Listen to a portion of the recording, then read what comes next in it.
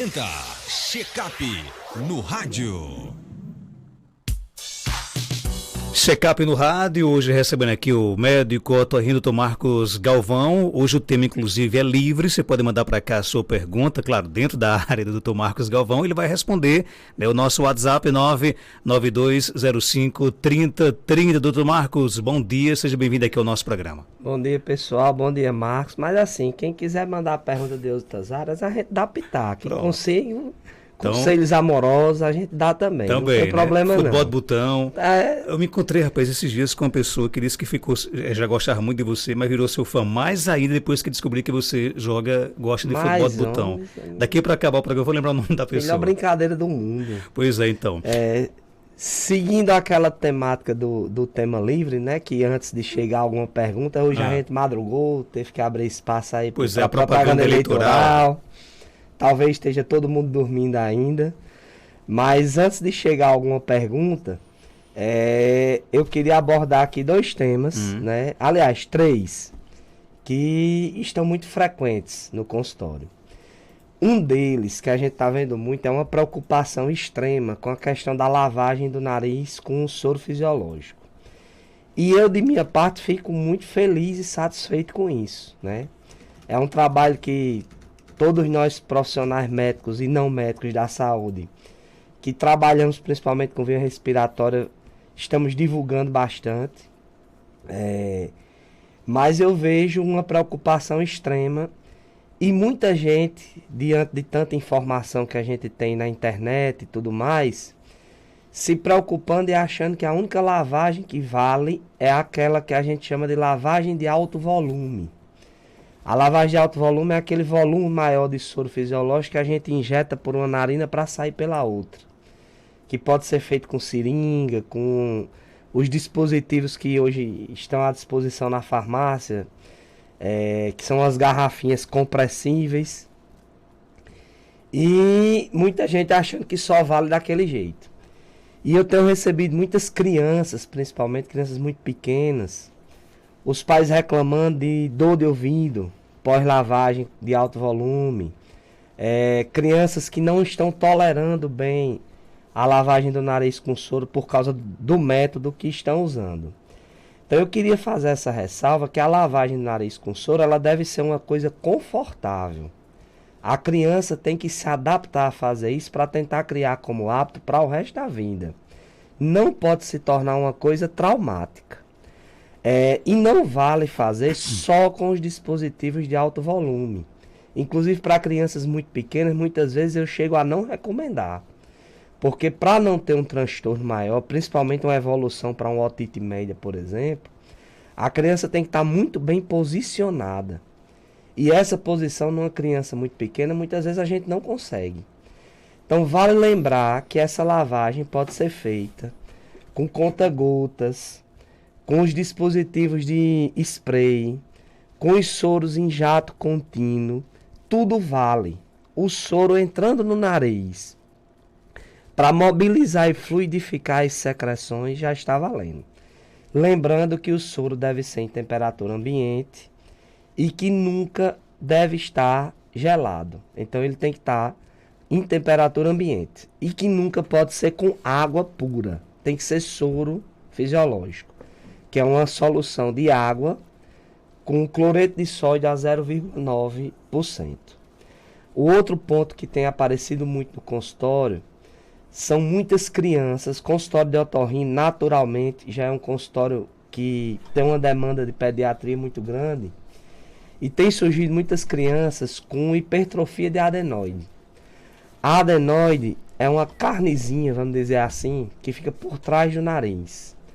Quando ela cresce, ela bloqueia a saída de ar do nariz e a criança fica respirando de boca aberta, roncando à noite e com crises de rinite, de resfriado, de sinusite de repetição. E a gente tem visto assim uma enxurrada de casos chegando no consultório. É porque os casos aumentaram? Provavelmente não. Durante a pandemia, muitas crianças deixaram de ir para as consultas, até porque adoeceram menos, e eu acho que esses diagnósticos foram atrasados. Então fiquem de olho se sua criança está dormindo de boca aberta, está roncando, está com dificuldade de respirar. É aquela criança que está sempre com secreção amarela esverdeada no nariz, porque pode ser um caso de hipertrofia adenoidiana, e a gente fica usando corticoide, antibiótico, antialérgico e tudo e não resolve. Já temos muitas perguntas aqui no Já, WhatsApp. então, Vamos lá então. Toca o barco. Começando. Queria saber, doutor Marcos, porque quando tomo alguma coisa quente, imediatamente me dá coriza. Olha, isso geralmente é uma coisa que a gente chama de rinite colinérgica ou rinite gustativa. É um estímulo para inflamação do nariz, para a rinite, desencadeada pelo estímulo gustativo. Geralmente acontece com alimentos mais quentes ou muito condimentados e é mais comum na faixa etária acima dos 60 anos. Então isso é um tipo de rinite chamada rinite gustativa. Existe um tratamento para ela. A medicação disponível não é disponível no Brasil, mas a gente tem algumas alternativas que faz melhorar muito. E a dica é exatamente essa, é evitar alimentos muito quentes e evitar comidas com tempero muito forte. Outra pergunta, sinusite pode inchar o olho e o que fazer? Pode sim, né? Existe um contato próximo com o globo ocular e os seios da face. E às vezes a inflamação da face consegue se estender até o olho e provocar um edema ocular. Sempre que isso acontecer, procure um atendimento médico, porque é sinal que essa sinusite não está caminhando para um bom caminho e precisa ser avaliada imediatamente. Outra pergunta, meu neto de 2 anos tem tipo um roncado quando está respirando e dormindo. O que poderia ser? Ele teve várias crises alérgicas, fazemos lavagem nasal e ainda assim tem os roncos chiados. Bom, exatamente aquilo que a gente comentou agora.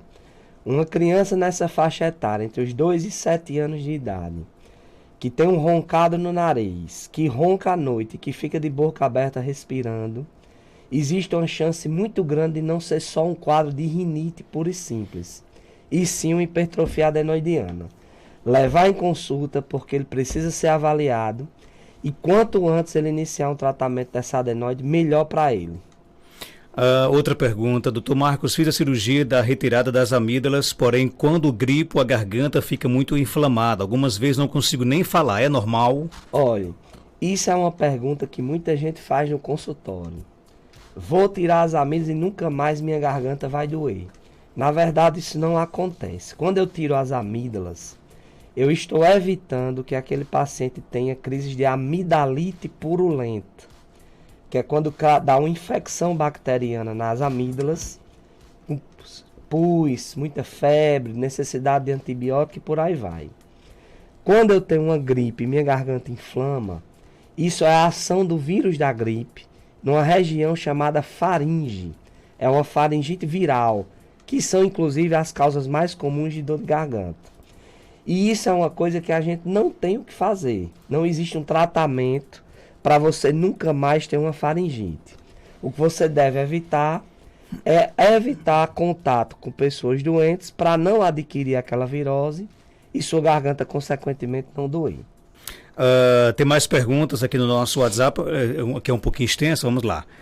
Bom dia, fiz uma consulta há uns 3 meses e o exame de labirintite e tudo mais. Labirinto normal, tomei medicamento, não melhorei, mostrei meus exames de sangue e estava tudo normal. Procurei um neuro, agora tive crise semana passada, falou que era ansiedade, estou tomando medicamento faz 4 dias, sertralina, e não estou vendo melhora.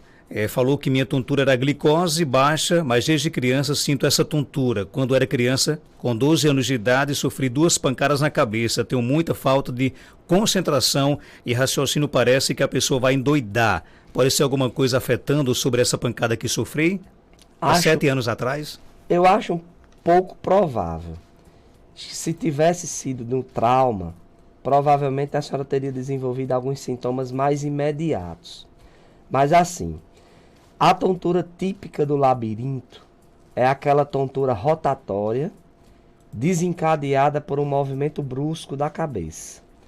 Então, aquela vertigem da gente ver o mundo rodando, que ela piora quando a gente olha para o lado, vai deitar, abaixar, olhar para cima. Isso é o quadro clássico da doença do labirinto. Existem outros tipos de tontura e de desequilíbrio que não são com quadro tão típico como este que eu falei e que podem ter origem em outro lugar que não seja o labirinto. Então, os transtornos de ansiedade, por exemplo, eles cursam com sintomas que a gente chama de somatizações. Então, eu posso ter um quadro de ansiedade e meu cabelo começar a cair e eu não tenho nenhum problema dermatológico. Eu posso ter um quadro de ansiedade e começar a aparecer manchas no corpo, zumbido no ouvido e tontura. Agora a gente tem que sempre lembrar uma coisa: medicina não é uma ciência exata. Então nem sempre o diagnóstico chega na primeira avaliação. Se fosse sempre assim, era ótimo. Era muito fácil para a gente trabalhar. Então, às vezes, uma doença, um sintoma começa hoje e esse esclarecimento diagnóstico vai vir anos depois. Então, numa situação dessa, onde a senhora já fez o teste do labirinto, deu normal, a senhora pode ter feito, por exemplo, num período entre crises, e naquele dia que a senhora fez o exame, seu labirinto estava funcionando normalmente, onde os exames laboratoriais estão bons, embora a senhora tenha dito depois que a glicose fica um pouco baixa, e os distúrbios da glicose costumam provocar tontura, o ideal é que a senhora faça reavaliações periódicas com seu médico de confiança. Porque esse diagnóstico pode não ter chegado agora, mas pode vir depois. Problemas da coluna, por exemplo, principalmente a coluna cervical, podem provocar tontura confundindo com a doença do labirinto. Outra pergunta chegando aqui. Meu neto, aliás, minha filha sempre amanhece com coriza e espirrando e usa Nasonex. Seria prejudicial usar esse medicamento todo dia? Não, né? O Nasonex, inclusive, se a gente for olhar protocolos de tratamento para rinite, ele é um medicamento, não o Nasonex em si, né? O Nasonex é uma marca. O Nasonex é a mometazona, que é um corticoide intranasal. Então, os corticoides intranasais são os medicamentos padrão ouro para tratamento de rinite. E eles podem ser usados por períodos longos, dependendo do caso. Tem paciente que tem que usar até de forma contínua. Via de regra, não existe um problema, porque esse medicamento ele tem ação local. Ele não tem distribuição no resto do organismo da pessoa. Então, não tem problema nenhum usar. Mas esse tratamento pode ser otimizado. Se ela está usando só o Nasonex e ela não está tendo uma resposta esperada, é caso de fazer uma reavaliação e ver o que é que pode ser acrescentado ou substituído. Meu filho tem sinusite alérgica e tem cartucho. Ele está fazendo tratamento, mas não está adiantando nada. Aí ele tem asma. Quando ela junta as crises, os três, aí pronto, ele fica se acabando, sem fôlego, respira de boca aberta, está até doente com crise de asma por causa de uma fumaça que está aparecendo por aqui. Tem 14 anos, e aí? Olha, existem 3 doenças que são relacionadas a alergias, né, a quadros alérgicos. É a rinite, a asma e a dermatite atópica. Inclusive a gente chama de cortejo do alérgico, que a pessoa vai desenvolvendo na sequência, uma após a outra. Se seu filho está fazendo tratamento e o resultado não está sendo o esperado, é porque deve estar faltando algum detalhe, certo? E aí eu chamo muita atenção para uma coisa. Quando você vai estudar asma e rinite, são doenças que geralmente você estuda juntas. O documento que trata do tratamento diz que é o ARIA. Ele é um documento que fala sobre asma e rinite. E tem um detalhe: se você tem asma e tem rinite, trata a asma e não trata a rinite, sua asma não vai ficar boa. Então a senhora falou que ele tem obstrução nasal, espirro, coriza e tal. Talvez esteja faltando, como eu disse, otimizar esse tratamento. E como a gente acabou de falar, medicina não é fácil e não é uma ciência exata. Então, às vezes a gente precisa ver, rever, ver de novo, para poder chegar num ponto bom e discutir. E outro detalhe, são doenças que dependem do ambiente. Então, se a gente não tiver, a gente só usar a medicação, mas não cuidar do ambiente que a gente está inserido, ela também não vai melhorar a contento. Minha garotinha de 2 anos, sempre que tem gripe, dá crise de garganta, né? Ela tem 2 anos, já tomou vários tipos de antibiótico para garganta e não melhora. E aí? É aquela questão da pergunta anterior. Gripe é uma doença viral, onde o vírus se instala na via respiratória superior. Então é garganta, é nariz, é ouvido médio e às vezes até o olho. E toda vida que a gente tem uma gripe, existe o risco de ter a inflamação da garganta. E algumas vezes essa inflamação vai evoluir para uma infecção bacteriana com necessidade de antibiótico. Algumas vezes, na maioria das vezes, não.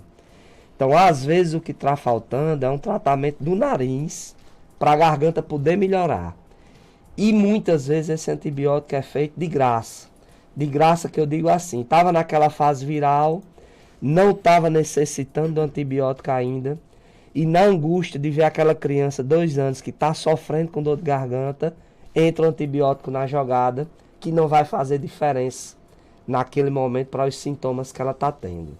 O ouvinte Daniel Guedes está aqui perguntando se a tradição dos torneios de futebol de botão vai continuar este ano na festa de setembro em Serra Negra do Norte. Rapaz, levei uma pisa dele da última vez que a gente jogou em Serra Negra, que eu tô tonto até hoje. O Daniel é flamenguista? É flamenguista, então, é flamenguista. Tá explicado, né? Pisa grande. Vai ter o torneio esse Rapaz, ano? esse ano eu não sei porque eu vou estar viajando. Mas, Daniel, na segunda semana da festa eu chego por aí, vamos organizar um joguinho?